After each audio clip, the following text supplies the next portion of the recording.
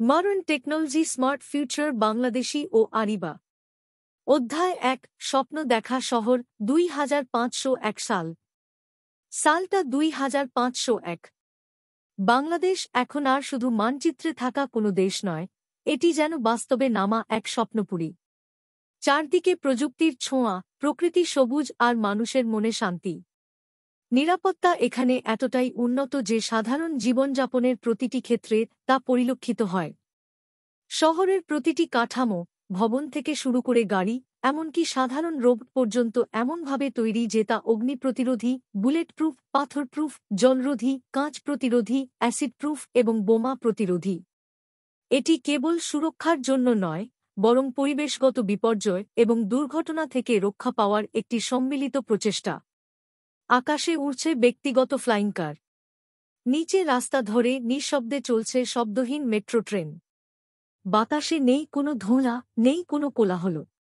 সারা শহর যেন এক নতুন নিঃশ্বাস নিচ্ছে। সবচেয়ে আশ্চর্যের দৃশ্য দেখা যায় রাতে। রাত ১২টা বাজলেই শহর ঘুমিয়ে পড়ে, কিন্তু ঘুমায় না এআই রোবটরা। রাত ১২টা থেকে সকাল ৮টা পর্যন্ত তাদের ডিউটি চলে। তারা দল বেঁধে শহর পরিষ্কার করে, কেউ রাস্তা ঝাঁট দিচ্ছে, কেউ ময়লা তুলছে, কেউ বা ঝলমলে আলো ফেলে ফুটপাত ধুয়ে দিচ্ছে। এই পরিচ্ছন্নতা রোবটগুলো চরম প্রতিরক্ষামূলক উপাদানে তৈরি, যেন যেকোনো পরিস্থিতিতে তাদের কাজ অক্ষুণ্ণ থাকে। এই রোবটদের কাজে শুধু পরিচ্ছন্নতা নয়, আছে প্রকৃতির প্রতি যত্ন। যেখানেই ফুল ফোটে, তারা নরম করে জল স্প্রে করে। শুকনো ডাল ছাঁটে, নতুন চারা লাগায়। তাদের হাতের স্প্রে মেশিন থেকে ঝিরঝির করে পড়া জলে ভোরের আলোয় পুরো বাংলাদেশ ভিজে ওঠে সতেজতার আবরণে। অধ্যায় ২ আলোর মেয়ে আরিবা। নিউ ঢাকার একটি ছোট, ছবির মতো সুন্দর বাড়িতে থাকে আরিবা রহমান। তার বয়স ১৮। এই বয়সী মেয়েদের মধ্যে সে অন্যতম বুদ্ধিমতী ও পরিশ্রমী। তার ত্বক ফর্সা, চোখ যেন নীল সমুদ্র আর বাদামি চুল। হাসলে মনে হয় সকালের সূর্য উঠেছে। আরিবার বাড়িটা পুরোপুরি এআই স্মার্ট হোম। প্রতিটি দেওয়াল, জানালা এবং ছাদ তৈরি হয়েছে বিশেষ ধরনের প্রতিরক্ষামূলক যৌগ দিয়ে, যা বাড়িটিকে অগ্নি প্রতিরোধী, বুলেট প্রুফ, পাথর প্রুফ, জলরোধী, কাঁচ প্রতিরোধী, অ্যাসিড প্রুফ এবং বোমা প্রতিরোধী করে তুলেছে। নিরাপত্তার এমন স্তর মানুষের দৈনন্দিন জীবনকে চিন্তামুক্ত রেখেছে। তার ঘরের ভেতরে আছে এক বিশেষ রোবট, নাম আইনো। আইনো শুধু রোবট নয়, সে আরিবার বন্ধু, শিক্ষক, সহকারী এবং রক্ষকও বটে। আইনো নিজেও চরম প্রতিরক্ষামূলক আবরণে তৈরি, যেন আরিবার কোনো বিপদেই সে অচল না হয়ে যায়। আইনো কথা বলে একদম মানুষের মতো। সে রান্না করে, ঘর গোছায়, পড়াশোনায় সাহায্য করে, এমনকি গল্পও শোনায়। আরিবা আইনোকে বলল, আইনো আজকের রুটিনটা দাও। আইনো হাসিমুখে উত্তর দিল, আজ তোমার অনলাইন স্কুল, বিকেলে তোমার ফ্রিল্যান্স কাজ, আর রাতের সবুজ প্রকল্প নিয়ে মিটিং। অধ্যায় ৩ স্বাধীনতা ও কাজ।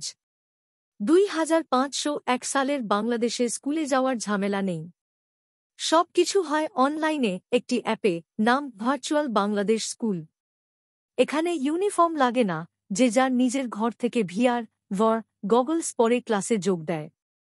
গগলস পরলেই শিক্ষক ও বন্ধুদের মনে হয় যেন চোখের সামনেই দাঁড়িয়ে আছে। এই শিক্ষা ব্যবস্থাও এআই সুরক্ষামূলক প্রযুক্তি দ্বারা সুরক্ষিত, যাতে কোনো ডেটা বা তথ্য ক্ষতিগ্রস্ত না হয়। এই যুগের ছেলেমেয়েরা ১৮ বছর বয়স থেকেই কাজ শুরু করে। দেশের সরকারি প্ল্যাটফর্ম স্মার্ট জব বাংলাদেশ তাদের অনলাইনে কাজের সুযোগ দেয়। Coding, graphics design, robot programming সবই হয় ঘরে বসে। এই প্ল্যাটফর্মের সার্ভারগুলো সর্বোচ্চ নিরাপত্তার চাদরে মোড়া, যা কোনো সাইবার আক্রমণ বা বাহ্যিক ক্ষতি থেকে সুরক্ষিত। আরিবা একজন ফ্রিল্যান্স ডেভেলপার হিসেবে কাজ করে। তার তৈরি করা অ্যাপ গ্রিন বাংলা এখন দেশের সবচেয়ে জনপ্রিয়। এই অ্যাপে মানুষ গাছ লাগানোর ছবি আপলোড করে, আর বিনিময়ে সরকার থেকে পুরস্কার ও টাকা পায়। অধ্যায় ৪ সবুজ বিপ্লব ২৫০১। একদিন সরকার বড় একটি ঘোষণা দেয়, সবুজ বাংলাদেশ ২৫০১, নতুন প্রকল্প শুরু। এই প্রকল্পের লক্ষ্য ছিল দেশের সব নদী পরিষ্কার রাখা, আরও নতুন গাছ লাগানো, আর গ্রামের স্কুলগুলোতে ভার্চুয়াল ক্লাসের ব্যবস্থা করা। এই প্রকল্পের সঙ্গে যুক্ত প্রতিটি কাঠামো, ড্রোন এবং স্বয়ংক্রিয় যান একই ধরনের অগ্নি প্রতিরোধী, বুলেট প্রুফ, পাথর প্রুফ, জলরোধী, কাঁচ প্রতিরোধী, অ্যাসিড প্রুফ এবং বোমা প্রতিরোধী বৈশিষ্ট্য নিয়ে তৈরি। আরিবা সঙ্গে সঙ্গে স্বেচ্ছাসেবক হিসেবে নাম লেখাল। সে বলল, প্রযুক্তি আমাদের শক্তি, কিন্তু প্রকৃতি আমাদের আসল প্রাণ। তার কথায় উৎসাহিত হয়ে হাজার হাজার তরুণ তরুণী এই প্রকল্পে যোগ দিল। এই রোবটার মানুষের একজোট চেষ্টায় বাংলাদেশ দ্রুত এক সবুজ, ঝলমলে দেশে পরিণত হতে থাকল। 1 বছরের মধ্যে 10 লাখের বেশি নতুন গাছ লাগানো হল। প্রতিদিন রাতে এই রোবটরা মায়ের মতো যত্ন করে তাদের জল দিত। রোবটরা মাটির ভেতরের আর্দ্রতা মেপে দেখত, তারপর ঠিক ততটুকু জল স্প্রে করত যতটুকু প্রয়োজন। এই গ্রিন রোবটগুলিও প্রকৃতির রুক্ষতা এবং মানুষের ভুলের হাত থেকে সুরক্ষিত থাকতে একই প্রতিরক্ষামূলক উপাদানে তৈরি ছিল। ফলাফল হল চমৎকার। নদীর জল আবার নীল হল, পাখিরা ফিরে এলো, আর সকালে বাতাসে ভেসে বেড়াত ফুলের মিষ্টি গন্ধ। অধ্যায় 5, রাতের শহর। রাত তখন 12টা। শহর জুড়ে নীরবতা। মানুষ ঘুমাচ্ছে, কিন্তু রোবটরা জেগে আছে।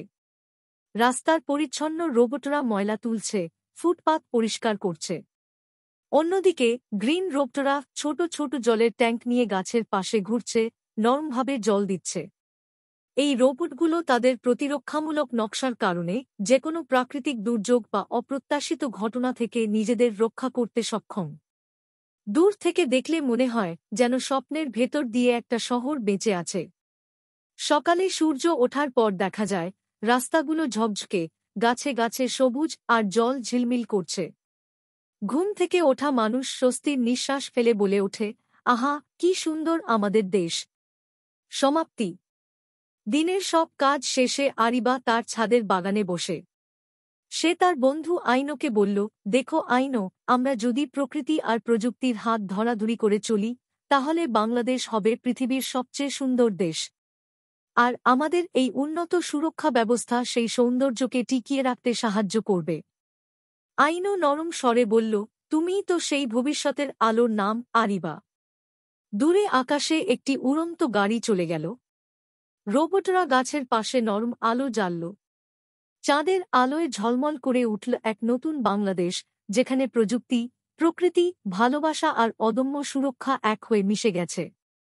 গল্পের বার্তা, ভবিষ্যতের বাংলাদেশ হবে এমনই, যেখানে এআই রোবট মানুষের জন্য কাজ করবে, গাছের যত্ন নেবে, জল দেবে, আর মানুষ প্রকৃতি ও প্রযুক্তি দুটোকেই সমানভাবে ভালোবেসে চলবে। এই ভালোবাসার সঙ্গে যুক্ত হবে অত্যাধুনিক সুরক্ষা ব্যবস্থা, যা সব কিছুকে যেকোনো বিপদ থেকে বাঁচিয়ে একটি স্থিতিশীল ও সুন্দর ভবিষ্যৎ নিশ্চিত করবে।